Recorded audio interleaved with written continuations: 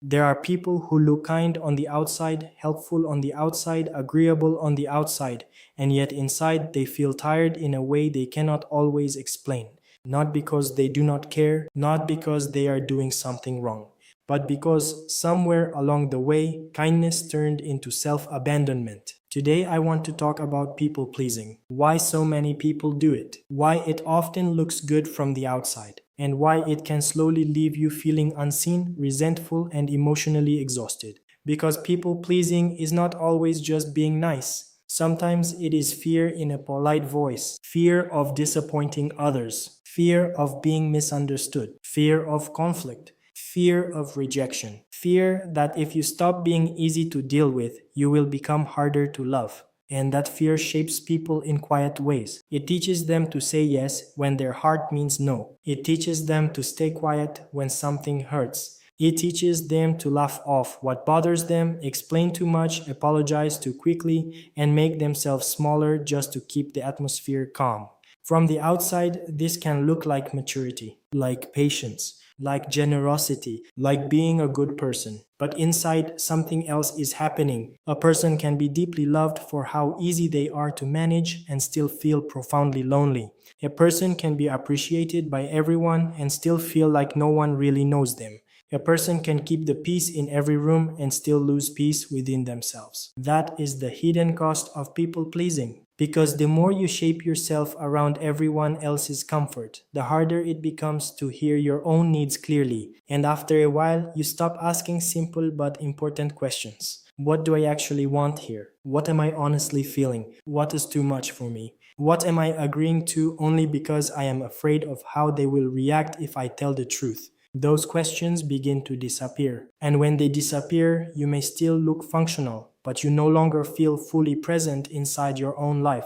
A lot of people pleasing begins early. Sometimes a person grows up in an environment where being easy, obedient, helpful, or emotionally low maintenance was what kept life safe. Maybe tension in the home made them extra careful. Maybe love felt warmer when they performed well. Maybe conflict felt dangerous. Maybe they learned that speaking honestly came with punishment, distance, or shame. So they adapted. They became agreeable. They became careful. They became skilled at reading the room. They learned how to sense what others needed before anyone even said it. They learned how to avoid friction. They learned how to keep things smooth. And those skills may have protected them once. But what protects you in one season can quietly imprison you in another. Because eventually the habit remains even when the original danger is gone. Now you are older, but still afraid to disappoint. Still afraid to be inconvenient. Still afraid to say, that does not work for me. Still afraid that honesty will cost you connection. So you keep adjusting, keep softening your truth, keep staying available, keep carrying emotional weight that was never fully yours. And at first, you may not even notice the damage, because people pleasing often gets rewarded. People call you sweet, easygoing, reliable, supportive, understanding, mature, and those things may even be true. But if no one sees the pressure underneath your kindness, you may begin to confuse being valued with being used. You may begin to wonder whether people love you or whether they just love how little you ask for. That is where resentment begins. Not loud resentment at first, quiet resentment, the kind that builds slowly. You say yes too many times. You show up when you are already drained. You keep being there for others while ignoring yourself. You swallow irritation to stay likable. You stay silent to stay accepted. And over time, something in you starts to feel heavy. You may not even say it out loud. But inside, you begin to think things like, why do I always have to be the understanding one? Why does no one notice when I am tired? Why do I feel guilty for needing space? Why do I feel selfish for wanting honesty? Why do I give so much and still feel unseen? These are painful questions, but they matter. Because often, resentment is not a sign that you are unkind. It is a sign that you have been betraying yourself for too long. And that betrayal creates emptiness. Not because giving is bad, not because love is bad, not because kindness is bad, but because giving without truth eventually becomes depletion. A life built around keeping everyone comfortable will always cost you something. And usually, what it costs is your own voice. You stop saying what you really mean. You stop naming what hurts. You stop protecting your time. You stop honoring your limits. You stop letting people feel the natural consequences of their behavior because you are too busy cushioning everything. And then one day, you look around and realize people know the helpful version of you, the patient version of you, the low maintenance version of you, but very few people know the full version of you. The tired version, the angry version, the uncertain version, the version that does not want to be strong today, the version that needs rest, boundaries, and honesty too. That kind of invisibility hurts because being loved for a version of yourself that is always edited does not feel like peace. It feels conditional. And deep down, many people pleasers are not asking to become harsh. They are asking for permission to become real. Real about what they can handle, real about what they feel, real about who they are when they stop performing emotional convenience. That is why healing from people pleasing is so difficult. It is not just learning to say no, it is learning to survive the discomfort that comes after saying it.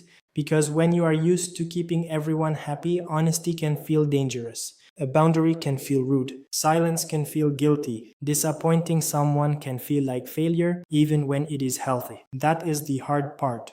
A lot of people know they need boundaries. But boundaries do not only require words. They require nervous system tolerance. They require the ability to feel someone else's disappointment without collapsing into self-blame. They require the strength to let people misunderstand you sometimes. They require trusting that your worth does not disappear the moment you stop being endlessly available. And that is a deep kind of growth.